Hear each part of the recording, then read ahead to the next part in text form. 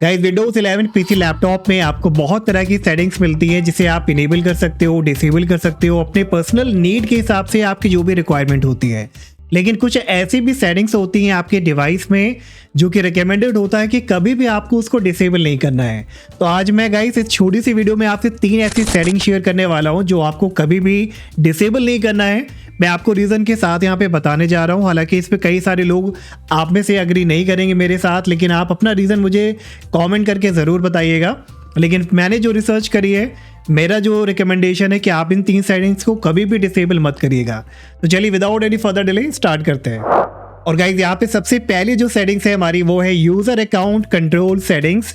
और इसको ज़्यादातर लोग उतना ध्यान भी नहीं देते, लेकिन ये आपके लिए किस तरह से यूज़फुल हो सकती है और इसको डिसेबल करने के क्या ड्रॉबैक हो सकते हैं, चलिए उसको समझ लेते हैं। तो यूज़र अकाउंट कंट्रोल को एक्सेस करने के लिए विंडोज़ 10 या विंडोज़ 11 में सर्च बार पे आपको क्लिक करना है और टाइप करना है यूज़र अकाउंट, और सजेशन में मिलेगा change user account control setting. और इस तरह का डैशबोर्ड आएगा और ये कह रहा है choose when to be notified about changes to your computer. और नीचे आप पढ़ोगे तो कह रहा है user account control help prevent potentially harmful program from making changes to your computer.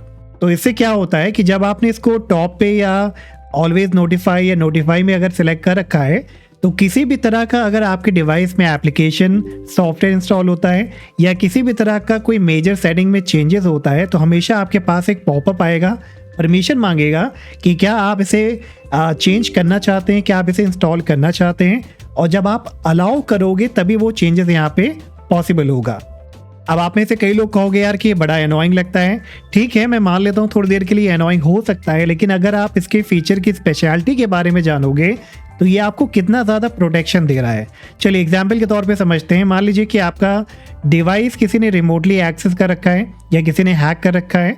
अगर वो किसी भी तरह का चेंजेस करता है आपके डिवाइस में या कोई भी प्रोग्राम इंस्टॉल करने की कोशिश करेगा, तो हमेशा एक पॉपअप आएगा जो आपकी परमिशन मांगेगा, और उस परमिशन को सिर्फ आप क्लिक कर पाओगे, ना कि वो लोग जो रिमोटली कनेक्टेड हैं।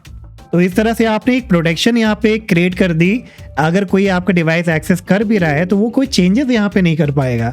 लेकिन अगर आपने इसको नेवर नोटिफाई पे सिलेक्ट कर दिया बिल्कुल नीचे, तो उससे क्या होगा कि कोई भी जो अगर आपका रिमोटली कनेक्टेड होगा वो कोई भी एप्लीकेशन इंस्टॉल कर लेगा, कोई भी इसको परमिशन ही चाहिए होगी, कोई सॉफ्टवेयर इंस्टॉल कर सकता है, कोई सेटिंग में चेंजेस कर सकता है।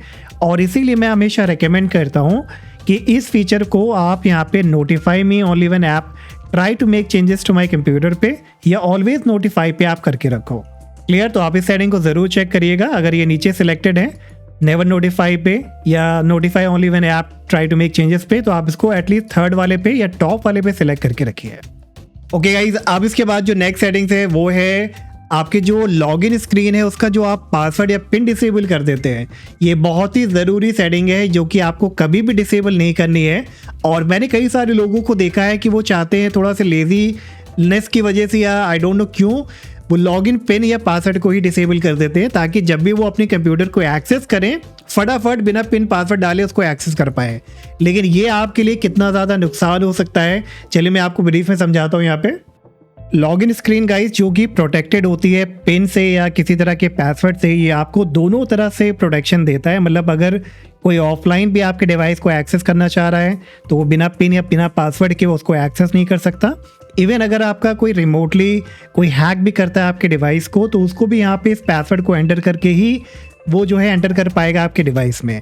तो कई तरह से ये आपको प्रोटेक्शन देता है। और ये कोई भी चांस नहीं है कि जो आपको बोले रिकमेंड ना करे कि आप पिन को या पासवर्ड को यहाँ पे बाईपास करो, कोई भी स्क्रीन को आप सेट मत करो।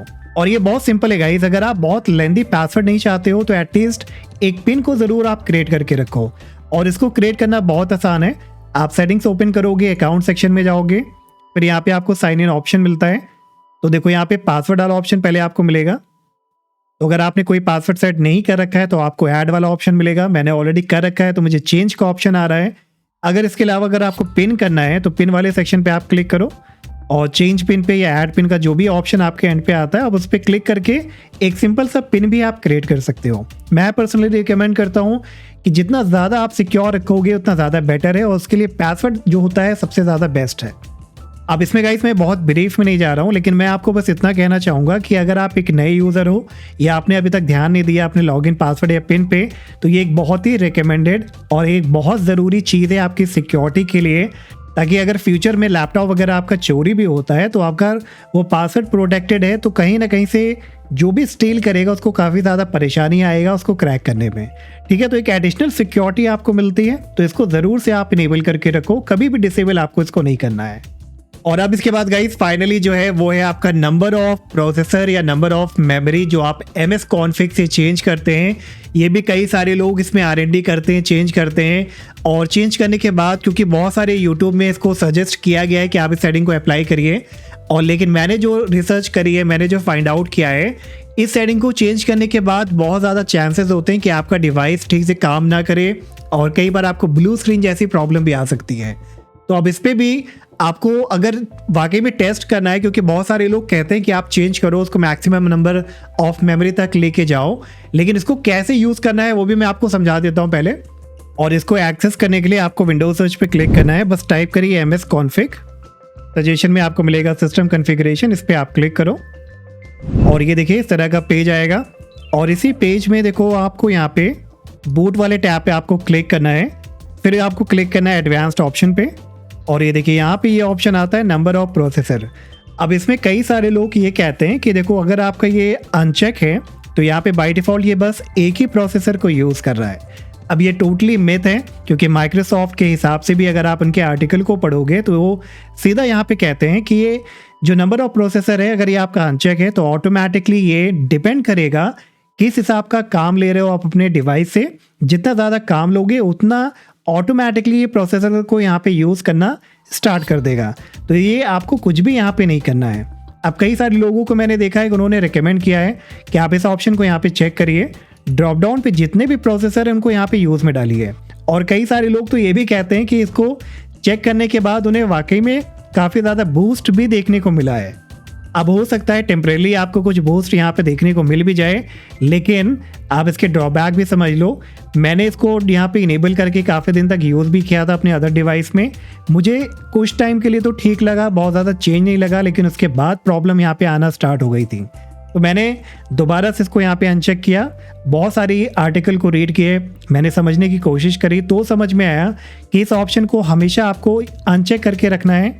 और आपकी नीड के हिसाब से जो भी आप काम लेते हो, चाहे गेमिंग करो, कोई हैवी एप्लीकेशन पे आप काम करो, ऑटोमेटिकली जो माइक्रोसॉफ्ट है इसके फीचर को यूज़ करता है और मैक्सिमम नंबर ऑफ प्रोसेसर को यहाँ पे यूज़ करने लगेगा। इसी तरह से मैक्सिमम मेमोरी भी है, तो इसको भी बहुत सारे लोग यहाँ पे चेंज करने को बोलते हैं, तो इसको भी रिकमेंडेड है कि आपको चेक नहीं करना है, इसको हमेशा से आपको अनचेक करके रखना है। अब इसके बाद भी गाइस अगर आपको लगता है कि नहीं यार मुझे तो यहाँ पे फ़र्क आया है, तो आप यहाँ पे ट्राई करके देख सकते हो, लेकिन इसको चेक करने के बाद जो भी चेंजेस आप करते हो तो आप दिमाग में रखना कि अगर फ्यूचर में कोई प्रॉब्लम आती है तो वापस से आपको इसी पेज पे आना है और इसको यहाँ पे दोनों ही ऑप्शन को अनचेक कर देना है। मैं रिकमेंड करता हूँ कि हमेशा से इसको अनचेक करके रखिए, लेकिन फिर भी अगर आपको ट्राई करना है तो it's all up to you, आप ट्राई कर लो, लेकिन भूलना मत कि अगर कल को प्रॉब्लम आती है तो आपको इसको इसी पेज पे आके अनचेक करना है। तो ये थी गाइस 3 ज़रूरी सेटिंग्स जो आपको कभी भी टच नहीं करनी है, डिसेबल नहीं करनी है, और मैंने इसको बहुत रिसर्च करने के बाद आपसे शेयर किया है। अगर आप में से कोई मेरे से एग्री नहीं करते हो तो मुझे रीज़न के साथ कमेंट सेक्शन में ज़रूर बताइएगा। होपफुली मैं गलत हूँ या हो सकता है कि आप गलत हो, लेकिन हम दोनों को पता होना चाहिए कि क्या एग्जैक्ट चीज़ें हैं जो हमें फॉलो करनी चाहिए।